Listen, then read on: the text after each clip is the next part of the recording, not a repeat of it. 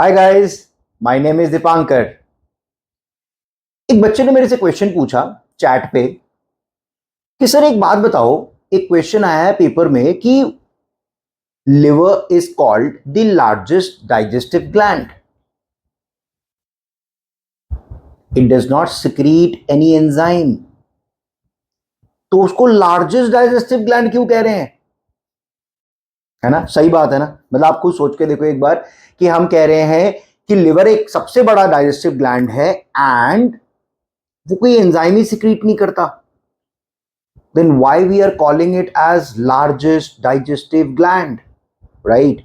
So answer बहुत simple सा है। पहले मैं लिवर के बारे में थोड़ा सा बताता हूं जिससे कि आपको क्लियर हो जाए कि लिवर को हमने डाइजेस्टिव ग्लैंड क्यों कहा, ये देखते हुए कि वो एंजाइम कोई भी सिक्रीट नहीं करता। देखो ये बात आप सबको पता होगा कि लिवर हमारे जो डायफ्राम है, डायफ्राम के नीचे राइट हैंड साइड में प्रेजेंट है लिवर, राइट। और हमें ये अच्छे से पता है कि liver produces bile juice. Liver के जो सेल्स होते हैं उन सेल्स का नाम है हेपेटोसाइट्स। साइट्स का मतलब सेल्स, राइट। तो liver cells are called hepatocytes and ये हेपेटोसाइट्स हेल्प करते हैं बाइल जूस को बनाने के लिए। Now what are bile juice? Bile juice has mainly two components. दो कंपोनेंट्स हैं बाइल जूस के, bile salts and bile pigments, right. आज के वीडियो में हम बाइल पिगमेंट्स के बारे में बात नहीं करेंगे, उसका मेजर कोई रोल नहीं है डाइजेशन में।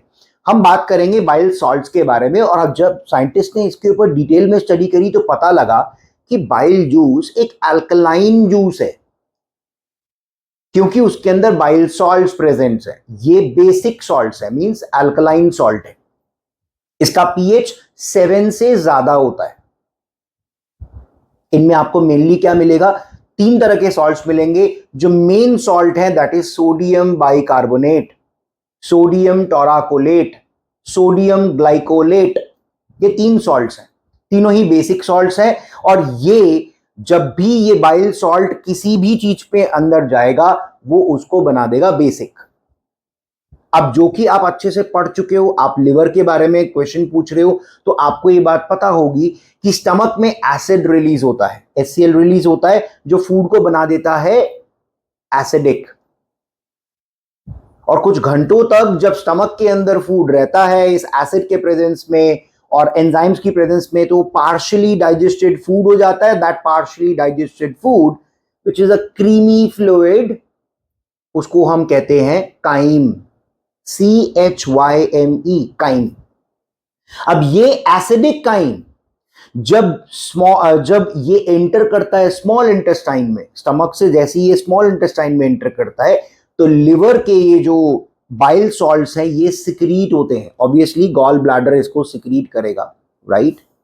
जैसे ये सिक्रीट होते हैं इनका मेजर दो रोल है। उस फूड के अंदर प्रेजेंट जो फैट है वो उस फैट को तोड़ता है।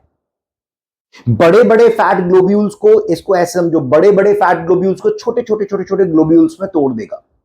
Round colour structures, Oval colour के शेप के स्ट्रक्चर्स में ये तोड़ देगा। तो this breakdown of big fat globules to small fat globules is called emulsification of fats. Emulsify कर दिया फैट्स को। This is the first role of bile salt. अब सेकेंड रोल क्या है? क्योंकि ये बेसिक है और जो फूड ऊपर से नीचे आ रहा है, ऊपर से मतलब जो फूड हमारा स्टमक से नीचे आ रहा है वो फूड है एसिडिक और ये जो सिक्रीट हुआ ये है बेसिक। अब आप बोलोगे सर एसिड बेस रिएक्ट होके ये तो न्यूट्रल हो जाएगा, राइट। बट बेस थोड़ा ज्यादा रिलीज हो रहा है, बेसिक थोड़ा ज्यादा है, बेस थोड़ा ज्यादा रिलीज हो रहा है तो ये पूरे मीडियम को बेसिक कर देगा। एंड ये बेसिक करना क्यों जरूरी है?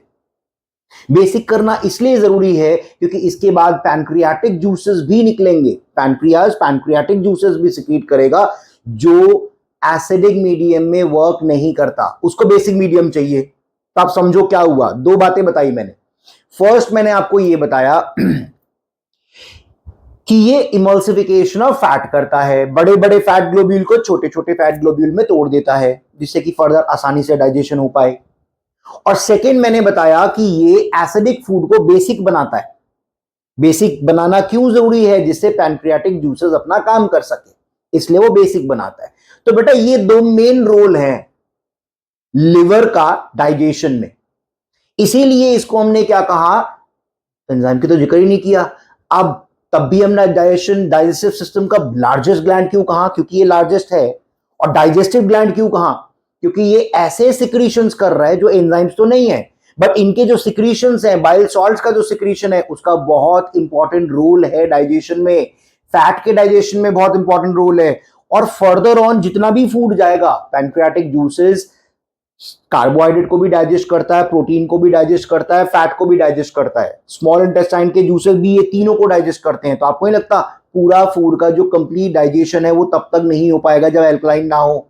तो आपको अब समझ में आ गया होगा कि डायरेक्ट एंजाइम निकाल के कोई इसका डाइजेशन में रोल नहीं है, बट इसका मेन रोल कहां पे आता है? इसका मेन रोल आता है जब हम देख रहे हैं कि जो ये ब्रेक डाउन कर रहा है और जो ये एसिडिक को बेसिक में कन्वर्ट कर रहा है, उससे डाइजेशन प्रोसेस कंप्लीट हो पा रहा है।